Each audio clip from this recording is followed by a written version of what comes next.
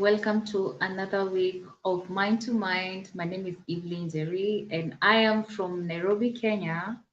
And I'm joined by my good friend, mentor, and Dr. Daniel Claiborne. Karibu sana. Hello, Introduce yourself. everybody. We're really happy to be back.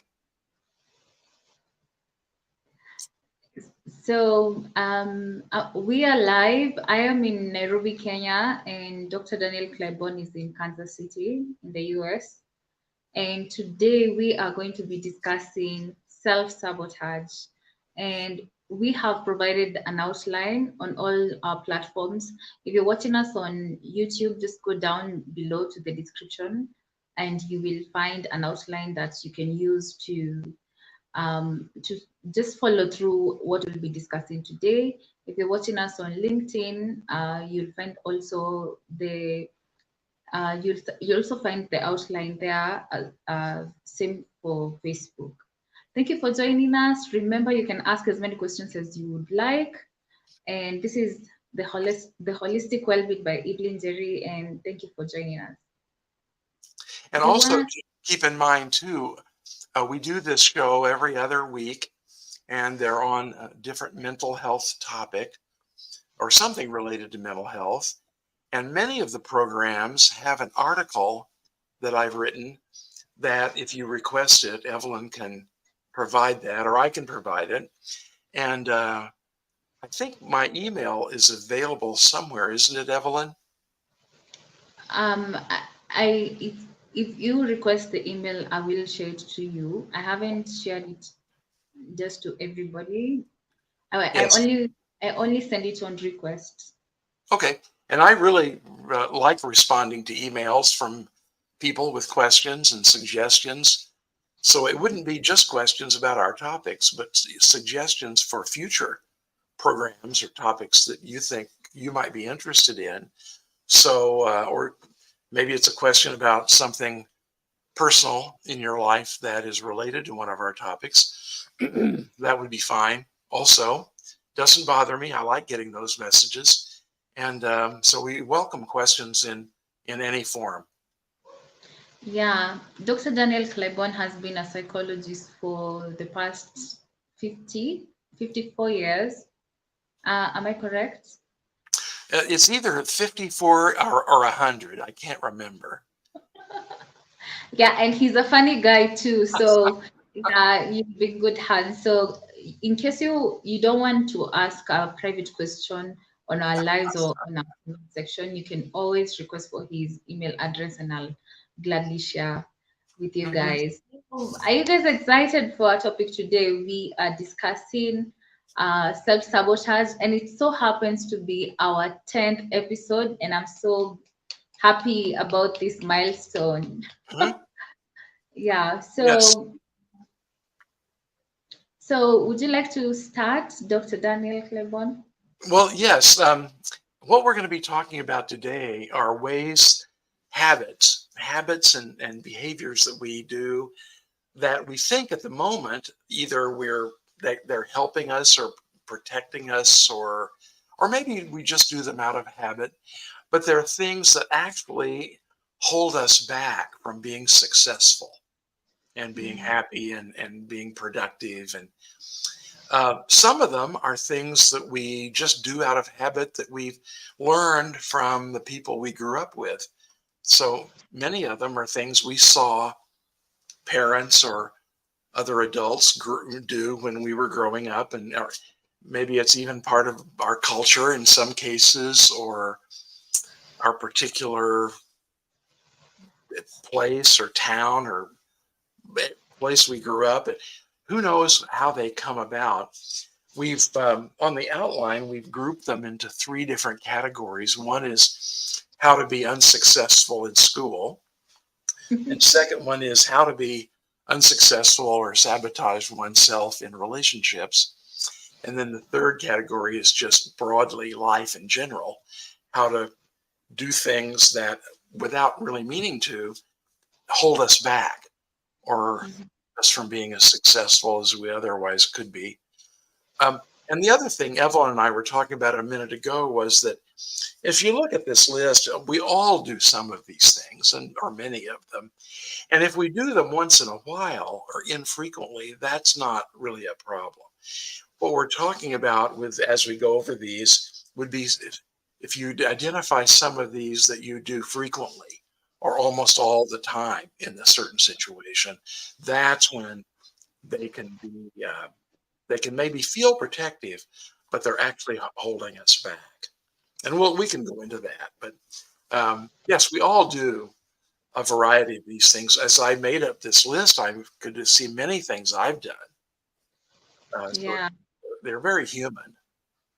yeah. I remember when I was reading this list, I was like, oh, I do that. I do that, I do that. And I started wondering, like, how badly am I doing on this whole self-sabotaging thing?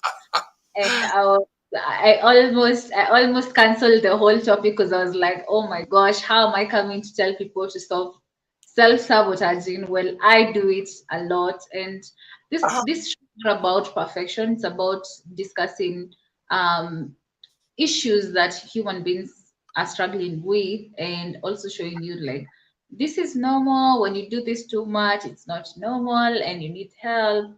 You can ask help this way, or this is how you can deal with it. And that's basically what this is all about.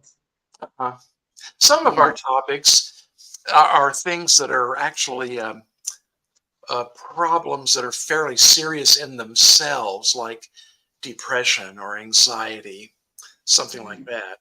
But today's topic is really has to do, and we'll go into a lot of them, things that we all do, all much of the time, that they're not a mental illness, but they're Yeah. things that are more like poor habits, um, and they can easily be changed by being mindful and practicing. And at the end, we talk about having a checklist of the ones that you'd like to work on the most, and Mhm. that maybe once a week, sitting down and thinking about how am I doing with my particular ones that I'd like to work on. But yes, they're not really representative of mental illness. Um, Yeah, would you like to start with the, yeah, I think one of the things that you discussed about was how people self-sabotage in school. yes, Mhm. this was one that I had fun with because I've seen students. I've been a teacher for many years, and I watch students in the classroom, and so the ones that I wrote down were things from my experience that some things really good students do, and some things students that don't do so well, what they tend to do. And there's Mhm. just a few of these. Um, one of them is one way to self sabotage as a student is to sit in the back of the class, to sit far away from the teacher. Um, Another one is not to take notes instead of taking notes. Another one is do not ask questions. In every class I've taught, I always in the very beginning tell people, please ask questions. The Yeah. teacher and most teachers, I think, really like questions, but many students are reluctant to ask them because they don't want to sound silly or they don't want to sound like it's a dumb question. So that would be one, not asking questions. Not asking for help would be a way Mhm. to sabotage yourself or hold yourself back. And then not studying, putting off studying. They're very practical things, but if you do these things, it really makes you less successful in the role of a student. And how does self-sabotaging apply to someone in a workspace, In our like what? like in a work environment? Oh, well, it's similar. Let's say you're in a new work environment and you don't ask questions. You have questions, but you don't ask them, or Mhm. you don't prepare for Mhm. the projects you're doing. I mean, there are certain things you can do. They're a little bit like being a student, but that yes, it definitely would apply to the workplace. If you're late, Yeah. let's say you come late often, uh, Mm-hmm.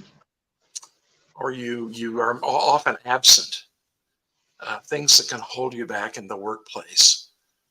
Um, let's say in the workplace you don't ever volunteer for anything. You just wait passively to have projects assigned to you.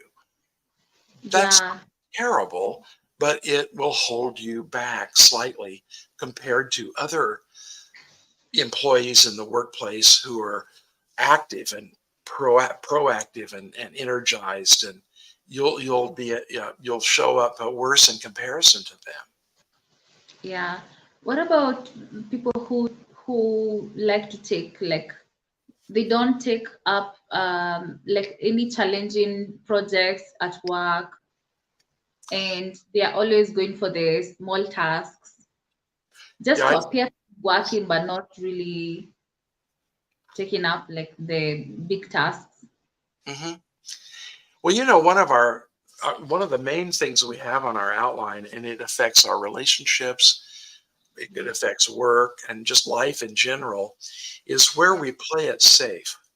We don't take Oh, chances, or we don't assert ourselves, and we more or less wait passively for something to happen or someone to tell us what to do, um, or there may be certain things that bother us in our relationships, but we play it safe by not confronting it. And so yeah. it is safer in a certain way not to Mm-hmm. be assertive, but in the bigger picture, it's not safe Yeah. because it hurts our relationships. It hurts our reputation in the workplace. Mm-hmm. It hurts our progress as a student in class. Um, Yeah. Playing it safe, I would say, would be one of our biggest categories of self sabotage or being self defeating. Have Yeah. you ever felt Like like you played doing anything safe, Evelyn? sorry, it's like what I'm saying is that it's like you're doing enough to survive and not be kicked out, but you're not doing more that will give you more opportunities. Right, right. And that doesn't mean you should take chances all the time and Mm-hmm. take risks all the time. But Mm-hmm. to never take chances or be assertive ever is not going to be helpful. Yeah. I think it's so easy for like for example, like even in life, waking up in the morning, you will go to work, make sure you're there, whether on time or not, but make sure you're there. You do enough not to get into trouble, but you're not doing everything or taking up challenges, and just you're waiting for the clocking out time to reach so that you leave. You never do overtime. I think like a lot of us do that a lot. Like sometimes you just wanna do enough to survive, but you're not necessarily doing anything to challenge yourself to be better or Mhm, to upgrade your skills or anything like that. mhm. And when we do that and play it safe that way and hold back, we're actually turning the control over our fate over to other people and circumstances. And then we're letting them decide our fate and our path in life. Now, some of these can be cultural or related to the style of our family. I know in Hmm. some cultures people are much less likely to be assertive and take risks, and in other cultures they're much more likely. So some of it's cultural, but if we do hold back, like Evelyn is describing, it really does turn the control over our life over to circumstances and other people, and then we just have to react to what happens. Yeah. Does this also apply, like, okay, would you say that someone is self-sabotaging by doing Like for example, when choosing a career, you're choosing a career based on what will please your parents, but not necessarily what you want to do. So Mhm, you end up living your life based on maybe like someone else's plan other than yourself, your own plan. mhm. I think that's right. I remember a man that I worked with who was an adult at a university, and he was a professor of chemistry. And all of Mhm. his life, he had been good at chemistry, and so he kept achieving at chemistry, and he kept moving on up and up, and then finally he got his doctorate in chemistry and became a professor. But he really wanted to be a doctor. Wow. So he never really wanted to be a chemistry professor or researcher. He wanted to be a doctor, but he didn't assert himself. And as each opportunity came up based on his achievements in chemistry, he just kept going with chemistry, and it led him into something he really didn't want. Yeah. Yeah. It was nice when he realized this because he was able to change and eventually go into medicine. Wow. But you're right, Evelyn. We can kind of drift with if we don't take a stand and determine for ourselves what it is we really want. Yeah. Same thing is true with relationships. We can fall into a relationship that's all right or it's Mhm. okay or but it isn't really the kind of relationship we would have wanted or the kind of partner that we really like the best. Yes, so you're that's a very good point. We can and we only have so many, life is short in a way, and so we have to make the most of it. Yeah. I think I've also realized there's another way we sabotage ourselves when it comes to our career. So like let's say for example, you're a student in the university, but an opportunity comes up maybe to be doing like a part-time job or something like that. But this part-time job starts paying you a lot of money, Mhm, and some people end up quitting their studies to join the workforce before their time because there's this opportunity that is really, really good at that particular point, but they end up like leaving their studies, and then later on maybe the opportunity will go away, or yeah, you do gain your work experience and all that, but if you like, you kind of get stuck in that position because at the time it seems like an amazing opportunity, but mhm, later on you'd like to go further up the ladder when it comes to your work, but you can't because you didn't finish your studies. I think that's a kind of self-sabotage. uh-huh. Well, but and let's not be judgmental. I mean, we all make mistakes and do some self-sabotaging, and life is not easy in the sense of knowing always what is the right thing to do. Sometimes, though, we do prioritize something that gives us short-term gains, but Yeah. isn't really helpful in the long run. Uh, Mm-hmm. Sometimes we can do both. We can do something that profits us in the short term, but also we do some things that are helpful in the long term. That's maybe the best. Um, Yeah. it's I think yes, it's life more is of tricky, and I think if you find yourself in anything, whether it's work or relationships, um, and you're feeling empty or unsatisfied or bored or um, just unfulfilled, mhm. this is worth paying attention to.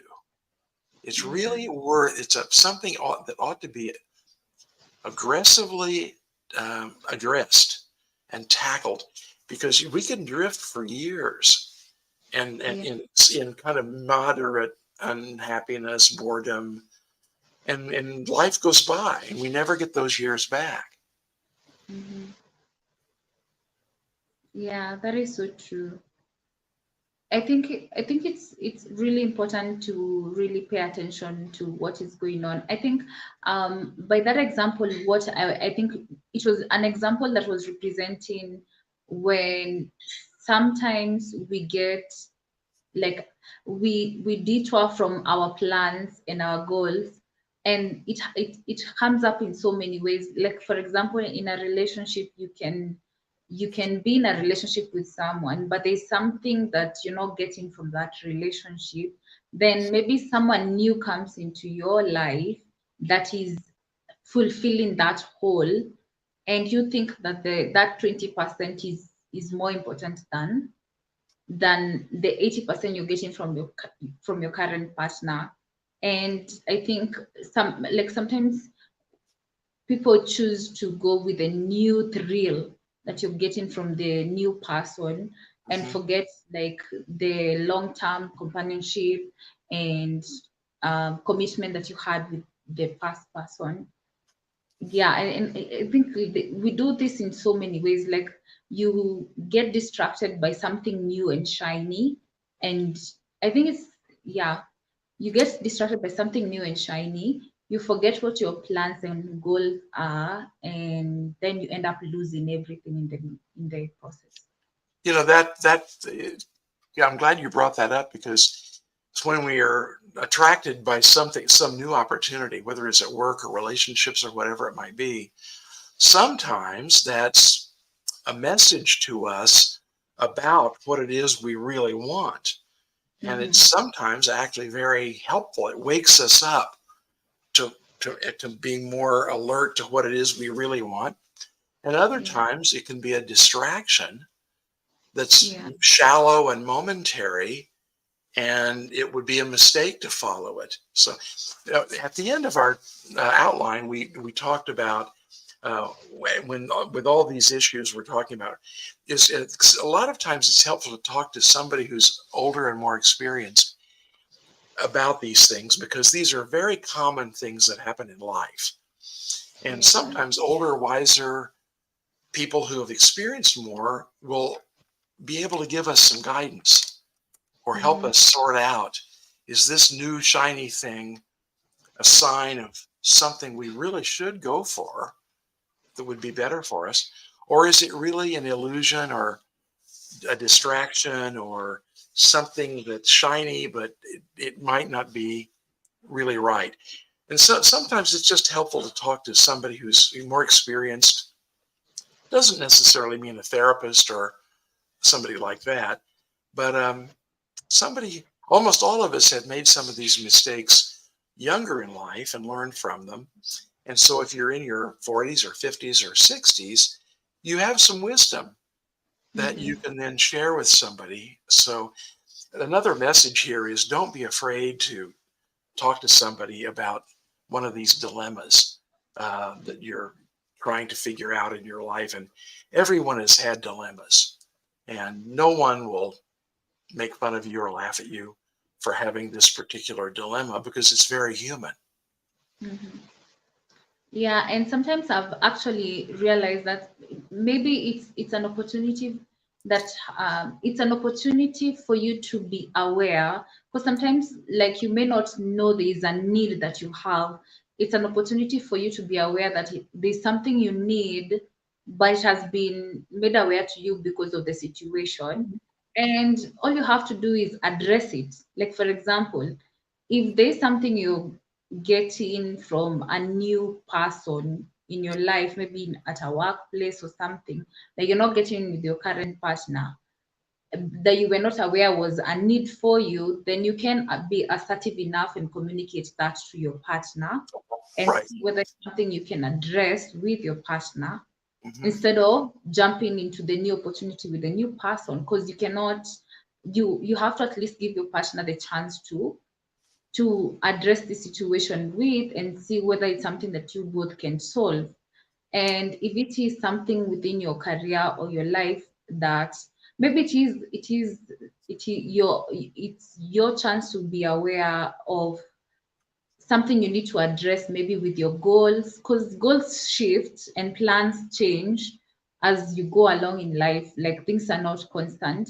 So maybe you have a new goal and a new objective Hmm. that now you're made aware of in your conscious mind, and maybe you should pay attention to it, not necessarily with um, the new opportunity, but maybe with what you already have. If it's I a think promotion. that's a really good point. And it is Yeah. kind of a rule of thumb with psychologists is that when you have an awareness like that, the first thing is to see if you can make it happen in your current life.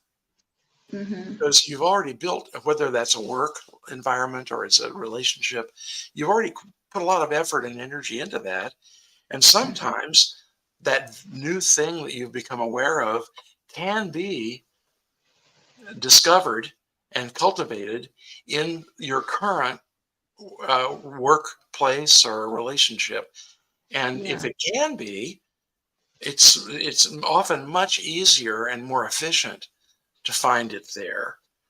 Um, Mm. Also, if you try to find it in your current situation and you can't, then that you've learned something, and that helps you make a decision about where to go in the future. And that's a very good point, Evelyn. Yeah, because sometimes you could be bottling up unconsciously. Like you could have an issue that has been going on in your relationship, and you haven't been addressing it because it's not in your conscious mind. Yeah. Oh, this Yeah, happens very frequently. Something yeah, that you hadn't even, it was not even on your radar. You weren't yeah. even thinking about it as a possibility. And then it comes up. Somebody else Mhm. shows you by example, or yes, yeah, this is one of the that's one of the delightful things in life, that when we find them, we really want to make the most of it. Yeah. I think maybe we should pick a self-sabotaging point or two on our list and see what we think or what people might think. Um, Yeah. some of my favorites on relationships are always trying to prove that we're right with our Oh, partner. Um, Another one though is letting this may seem odd, but if we're in a relationship and our partner is doing more than their share, and we mm-hmm. allow that to happen, that is actually self-defeating for us Yeah. in the long run. Yeah. Um, Can I oh, another add? one of my favorites, and then we'll stop. But one of my other favorites is in a relationship avoiding conflict. Oh, wow. Yeah. Avoiding conflict or proving you're right or letting your partner do more than their share. These are Yeah. examples of Yeah. things that we all do. We all have done them, but Mm-hmm. they're not good for us. Did Yeah. any of those I make special I think sense to you? Sorry, I think when you say letting your partner do more than their share, what's like one of the things that come to mind is like l letting your partner take care of things that letting your partner take care of things in your life that you should be doing yourself. Uh-huh. Or that And affect both of you, but the partner is making most of the decisions about something mhm, that really is equal to both of you. Yeah. yeah, like there are things that you should be taking care about yourself. Like for example, like your finances, Hmm. Or like health. or Yeah. health. Yeah, Hmm. Hmm. yeah. Like for example, there is a couple. Let me give you a story. There's a couple who were both struggling with weight, and the lady decided to do something about it, and she spoke to her partner to join so that he can join her in the journey. And the lady was so serious about it, like she began, like I think it took her like 2 years, and she began her journey. She was doing intermittent fasting, taking walks and all that and all that. The partner paid for a gym that he actually really didn't use, but he didn't really use, he wasn't so serious about it. And yeah, a year passed, and the lady, like you could tell, like she started losing weight, like she was healthier, she was eating healthy, and everything was working out so well, and she developed like healthy habits. But unfortunately, the guy was left in the same position. So when things started working out, when he realized the difference, like the year difference between when the lady started and where she was at that point, he was now interested to do it. And sometimes, like, we feel like maybe, I don't know, like, it's like there's something your partner is doing, you think that you're going to benefit from it, but they are the only one who can benefit from that situation because they're doing the work, they're putting in the work. Yeah, I think that one mistake that can happen with couples is that if one person begins to do something that is improving himself or herself, whether it's, let's say, weight loss or education or uh, Yeah. socializing or something, if the other person doesn't do something similar that improves himself or herself, then that relationship can grow apart. Yeah. I Yeah, also because think of, oh, partner, go ahead. yeah, because one partner becomes a better version of themselves, and the other partner is stuck in the old self. Yeah, And one thing that happens during a growth process or an improvement process, you don't just attain your goal, you attain the discipline and the determination, the endurance, and a lot of values and principles that come along with it. process, yes. I think of some couples I've known where the wife, the woman, makes the husband's makes all the meals, makes Mhm, the husband's doctor's appointments for him, mhm, tells him when he needs to go get a haircut. mhm. Um, and then it's easy for the other person to let that happen because it's convenient. The other person's making all these decisions. But Yeah, in the bigger picture, it's self defeating. That's the thing of the theme of all of these things that we're talking about are things that may seem convenient or easier or helpful at the time, but yeah. in the bigger picture, they work against us really. Mhm. Um, Avoiding conflict is another, like we mentioned, another one of my favorites. In a relationship, conflict isn't pleasant. And so it's tempting to avoid it. Mhm. It makes things easier at the moment. But in Yeah, the bigger picture, it really harms the relationship because conflict is very essential way that couples and relationships work out issues and problems and people can grow together. If there's when a couple comes in to see me for counseling and they proudly say, well, we never fight, that's a red flag to me. That's a yeah, sign, that's a bad sign. yeah, That means that a lot of issues have been swept under the carpet and not dealt with. So they yeah, think it's a good sign, but it really can be a bad sign. yeah. Or even one of the partners is pretending to be someone they're not.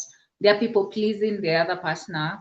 Like they are doing what the other partner wants to avoid the conflict, not necessarily because that's what they want to do. So they're not living their life. Basically, they're living the partner's life. Hmm. Yeah, and that's another thing in couples. It's you don't want one person to just live their life in reaction to what the other person is doing. If you Yeah, do that, your whole life will go by, but it may not be the life you wanted, yeah. the life you led in reaction to your partner's choices. Yeah. That I makes think sense. also, could you say that someone does that because they have an unhealthy need for attachment or a relationship? So then they're not willing to deal with their trauma or their childhood issues. So they prefer to be in a relationship with a partner who's giving them what they think they need at the moment, but not necessarily and even if it requires them, maybe if they worked on their childhood traumas and they would actually be a different person who would have a different need for a different partner. Yeah, I think, some of us come from families where we're taught, do not be selfish. Don't be selfish. And sometimes that we take that to an extreme, and we're in a relationship and some things are not going the way we want them or like them to go, but we don't want to seem to be selfish. So we Mhm. just allow it to continue to happen. Um, and the healthy person has a balance between being assertive and self-driven and accommodating to the other person. There's a middle ground that seems to work best. And Mhm. that's a very good point. Let me look and see some of my other feeling points here about being self-sabotaging, avoiding conflict, um, giving in on things repeatedly, even when we don't really want to, just to make things smooth. That would be one. Yeah. One of my favorites is picking a partner who is very needy or or whom we feel sorry for. Lots of us have had relationships early on that Mhm. we look back and we think it was a mistake, but at the time we thought, I can help this person, or Mhm. I feel sorry for her or him. And that's not very seldom a good basis Yeah. for developing an actual good, equal kind of relationship. Yeah.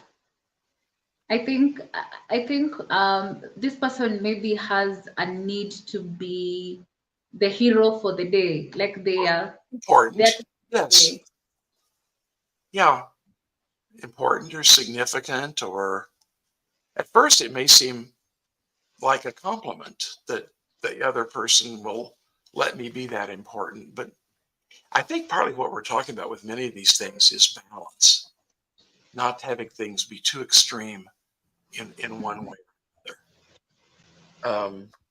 Let's see what else. Oh, another one I think is very important is when we're in a relationship or a workplace that involves abuse to Yeah. us, or something. Maybe it's mild or maybe it's stronger, but another mistake would be excusing that abuse Yeah.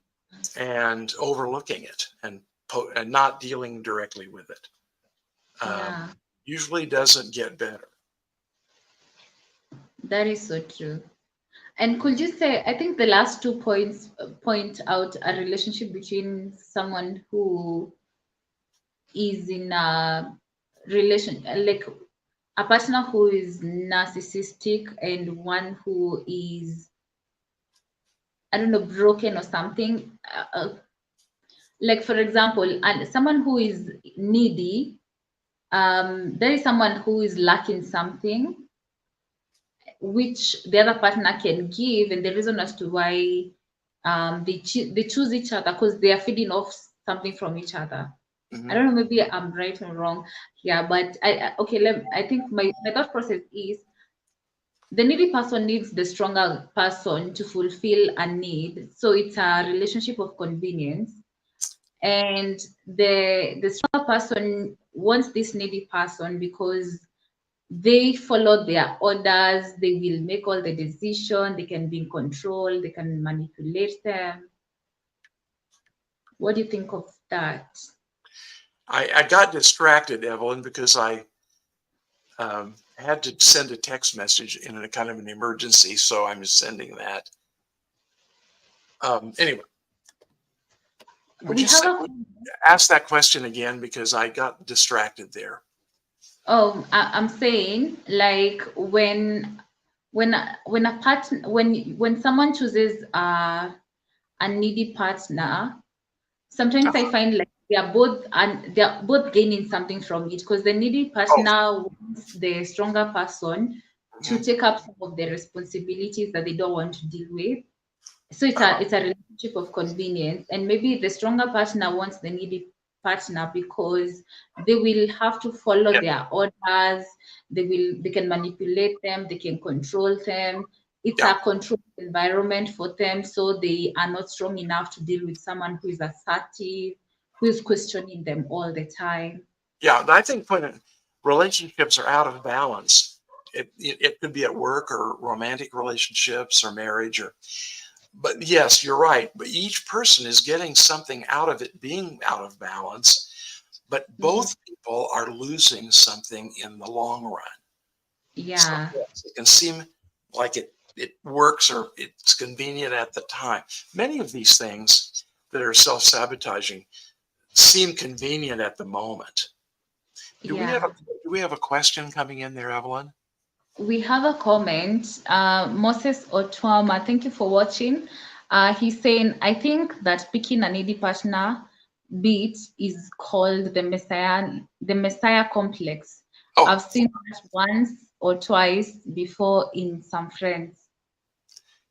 yeah, I think it's along the lines of Evelyn, what you were saying too. It makes that Mm-hmm. more powerful person. It's gratifying and makes me feel important and powerful. And um, but if the person I'm in relationship with is really needy and weak, and I can't really change them. They have to do that themselves over time.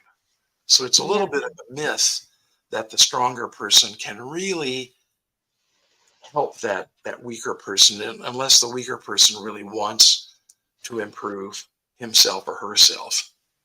Uh, yeah. I think also the stronger person doesn't want to be, they don't want a partner who will question their bad behavior, or someone who will, like they will not want someone who will question, like for example, like bad habits. They want someone who will just take anything from them. For example, if I am the stronger person and I am providing financial help, I will want to either come in or out of the relationship however way I want. I want to be in control of what I do, but I don't want you to question me. So they don't want to work on themselves into becoming a better person. They want someone who will tolerate their bad behavior as well. mhm, yeah, I think Yeah. that's a very good point. Let's Mhm. let's talk about some of the things that affect just life in general. We've Yeah. got quite a list, and we won't go over all of them because you have the outline you can get, so you'll see all of the points there. But Mm. there are some things like playing it safe, which we mentioned already, um, Yeah. putting things off, and always being careful and cautious, and wasting time. There are Yeah. several things in that category that where we're putting things off or kind of letting that time go by and we're not being productive doesn't mean we have to work hard every minute. But what do you think about those, Evelyn? Have you seen some of those things? I am guilty of some of these things where maybe I know I have a challenging task ahead of me, and like I have tried to achieve this thing for so long, but I'm not actually, I'm making little progress, but not as much progress that I would like. So I am supposed to maybe start the activity at 8 o'clock, but I'm dreading it. So I'm going to start wasting time. So maybe I'll scroll my phone, and then just like that, an hour is gone and I'm late. It's like 9 o'clock and I haven't started. Like I know. I'm trying to put it off as much as I can because I really don't want to deal with. And I think it's this whole thing of like I am so afraid to fail, and then I also don't like that something that makes me uncomfortable.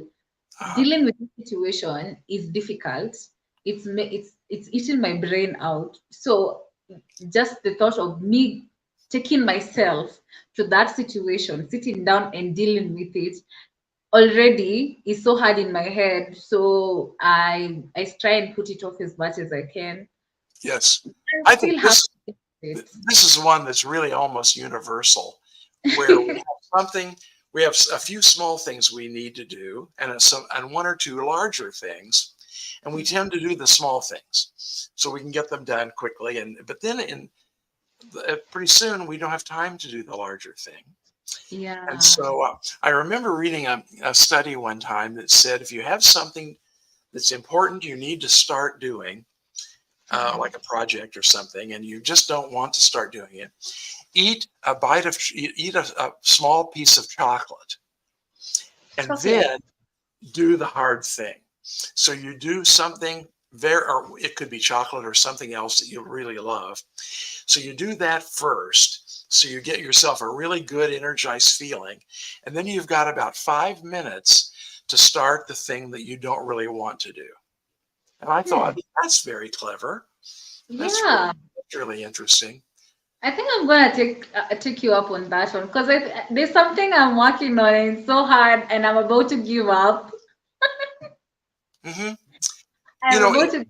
a lot of us think we should do the hard thing first and then do something fun. And if that worked, it would be okay. But a lot of times it doesn't work. So a lot of times, if we do something small that is pleasurable, and then the harder thing, it actually works better in a way. Students are very bad about this, where they have a test to study for, but instead of that, they sharpen their pencils and they make an outline, or I forgot to uh, find my shoes, and all these peripheral things. Wash the house because I can't think in a dirty house. And usually the house is usually not clean because it's another thing I usually put off. But when I'm trying to study for something that is really hard, I'd rather wash the house than do the studying. Oh uh, gosh. yeah, those are fun ones. Okay, let me take a look at some other ones. One is not exercising. That's Oh. kind of a mistake for almost every person. If we're not doing some form of walking or exercising it, and years can go by and we're okay without Mhm. that, but eventually it can catch up to us. And another one is postponing health care. So there's something we know we should do. We have to go to the dentist, or we need to get our vaccination or Mhm. something like that, and we just keep putting it off. I just got through getting my shingles vaccine, and I had put that off for 2 years. My Wow. wife had gotten one 2 years ago. They're Mhm. available. And I just, for various reasons, for 2 whole years, I didn't get my shingles vaccine until last 2 weeks ago. So Wow. putting off healthcare. Um, Another one that's very different is putting energy into getting revenge. Wow. Yeah. That's in a way a waste of time, Mhm. energy, and it also makes us have negative thoughts. Yeah. Um, Revenge is very tricky. It's self-defeating because when you if someone hurts you, like when you forgive them and let go and you realize that they are sabotaging themselves because they have lost you. Actually, when someone hurts you, they are the ones who lose, not you. Yeah, it's hurtful and it will feel bad, but most of Mhm. the time it's not even about you. It's about them and their personality or their character or their value. So they have lost a relationship with you because of what they have done. So Yes. if you engage in revenge and trying to hurt them back to get them, what you're doing, you're actually hurting yourself because you will, first of all, compromise your values, you're compromising your principles. You are also gaining a bad habit of maybe whatever it is you're trying to do. So you will also be focusing and wasting a lot of your time that you could be And doing and productive you're letting that other person control your actions. life. So I Yeah. think you're really right about all those things. That there's research on this. When someone has done something that harms you, if you get revenge, it does help you feel better. But if you do something assertive that's not revengeful or hurtful, but more Mhm. like speaking up for yourself, or something that's just assertive, it Yeah. actually helps you even more. And Yeah. there's less of a downside. Yeah, Revenge always has that downside of what if the other person escalates? yeah. So there's And always that then, worry.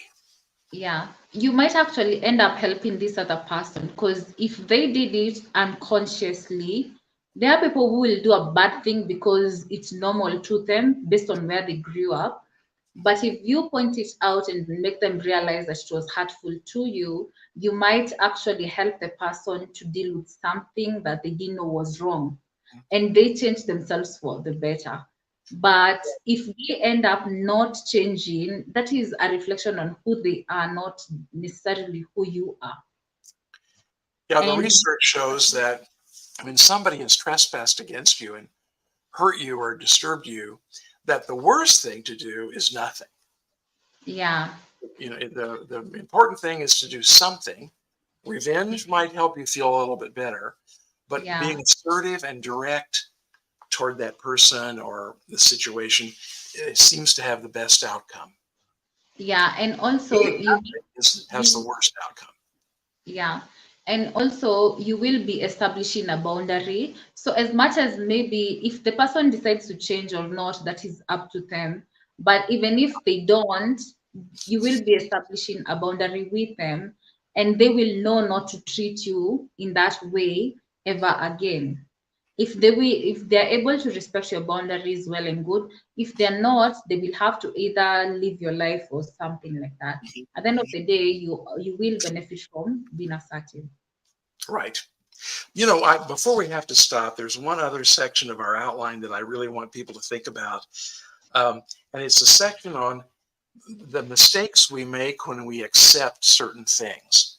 And my Mm-hmm. list is when we accept being bored, when we accept being in pain, when we accept being frustrated.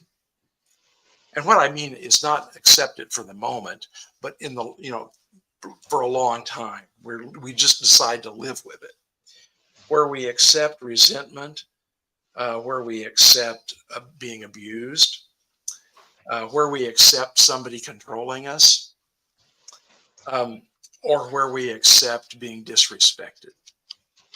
Yeah. Those are all different. But when we find ourselves on the receiving end of any of those things, and it doesn't go away, it doesn't stop, it's repeated, it's frequent, it's a Yeah. mistake, it's self-defeating to not do something about it. Either get out of the situation or confront the person or change a strategy or whatever it is we do actively. It's a mistake to just accept thing. And quite honestly, in some cultures and some families, that is also sort of the way everybody acts. They must think bad things come along, and our particular family, well, we just accept it. Or Yeah. now, if there's something you can't change at all, there is some value in taking a deep breath and accepting it and making the best of it. And but I'm talking about things that can be changed.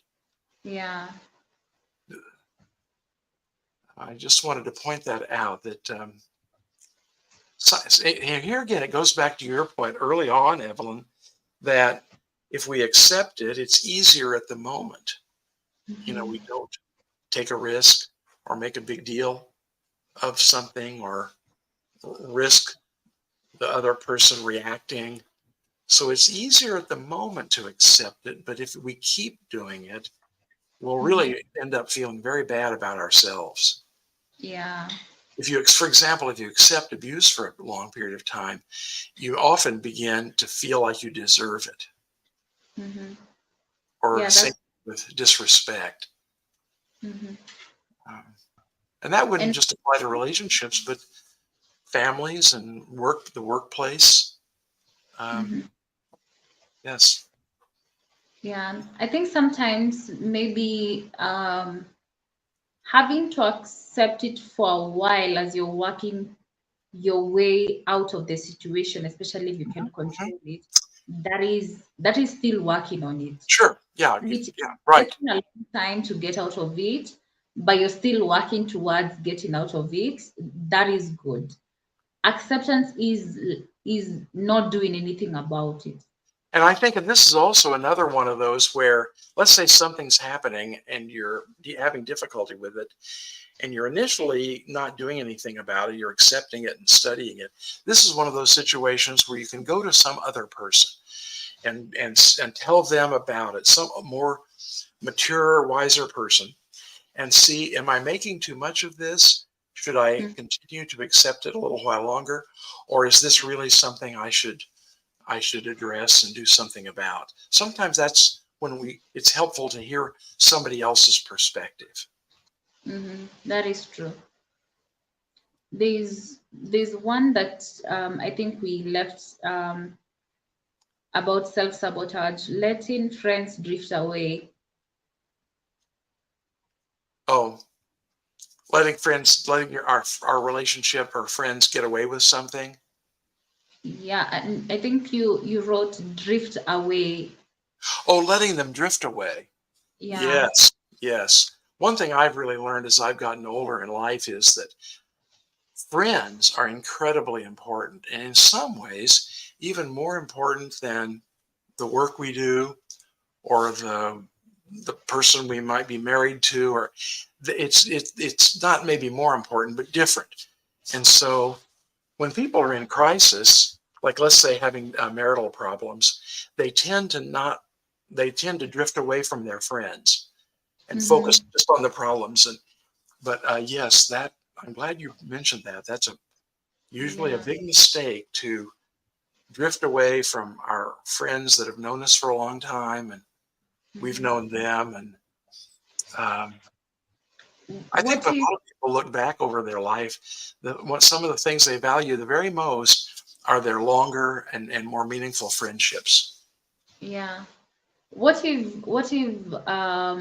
you've tried reaching out to this friend and they are not talking to you, Oh and well, like you've done everything you can to try and reach out and find out if they're okay, but they are constantly either ignoring your calls or text. I think two things. One, it isn't about you. So in other words, if this person that we were close to, but now they're distant and they don't return my phone calls, and I think, gosh, is it something I did? Well, almost always it is not. It's something going on with them. And point number two is, I do think, like you're mentioning, at first we reach out and we try to see if what's wrong, or is there, but if they're just, they drift away and they stay away, there isn't really anything we can do about that then. But usually we think it's something we have done, and it could be. But I found most often in life when things like that happen, there's something new and different that's happening that's disturbing in the other person's life. Mm-hmm. Yeah. I Well, think go ahead. that is one that I think I have struggled with, where you realize maybe um, like a certain behavior to a long-term friend towards you is more hurtful to you, and you've tried to address it but they don't change, or maybe like it turns out to be maybe like a personality or characteristics that you maybe never noticed before, and then Yes. it ends up being like really harmful to you especially. Yeah, and then you have to choose between keeping the friendship, especially when it's either a verbal abuse or a toxic trait towards you that is really hurtful. But when you try to address it, they're not changing. Yeah, I think some of it depends on how negative it is. I mean, if it's somebody who's, oh, they're not interesting anymore, or they're consumed with themselves and they're not Mhm. really much of a friend. I mean, that's, you may still choose to have some interaction with them occasionally. On the other hand, at the other end of the extreme, it might be something where they're hurtful or abusive or mean or cruel, or well, then you shouldn't stay any longer than you need to. Yeah. Um, yeah, some of our old friends will drift away. Yeah. Doesn't mean we can keep all of them, but Mm-hmm. especially when we're going through a struggle or a transition, we can sometimes tend to isolate ourselves, but that's when friends can be really important. Yeah. Not that they can tell us what to do, but just listening, and they know who we are, they know us, and Mm-hmm. so they can give advice. That's, if we go to a therapist, that's good too, but that therapist doesn't really know us Yeah. over many years of time. So therapists and friends are both good in different ways. Yeah. I guess we're out of time. Um, Yeah. we This don't this really like have we don't we haven't Evelyn and I haven't really decided on our topic for next week. I mean, yeah. 2 weeks from now, but we definitely will have an interesting topic. Mm-hmm. Yeah, yeah, we're going to choose an interesting topic. I had one last question before we wind up. What if like there's this slang, I think it's a slang or saying that like young people are saying nowadays, like sometimes like people get to different seasons in their lives and they no longer need their old friend or something like that, but you really don't know why someone doesn't want you anymore in their lives. But the reason as to why, not necessarily because you did anything wrong to them, but they just feel like it's like you're lagging them behind, or they're in Mhm. a different season, a different phase in their lives where you don't fit anymore. I think that happens. I mean, all of us are continually evolving and Hmm. changing and having new experiences and new goals, and so naturally, yes, sometimes we evolve apart. And I don't know that I believe in seasons, but yes, I mean, I think the general idea of what you're describing, it definitely can happen. Anyway, thanks for asking all these good questions, Evelyn. Yeah. We have so much fun doing this, Mhm. having these discussions. We are going to come up with a new topic for next week, and we're going to share it beforehand. And as usual, we usually share the outline, so you will still have the video and the outline in all the platforms on YouTube, on Facebook, and LinkedIn. Thank you for joining us. Thank you for Yes, watching. This thank has you been very a much. Send us any ideas you may have of future yeah. topics.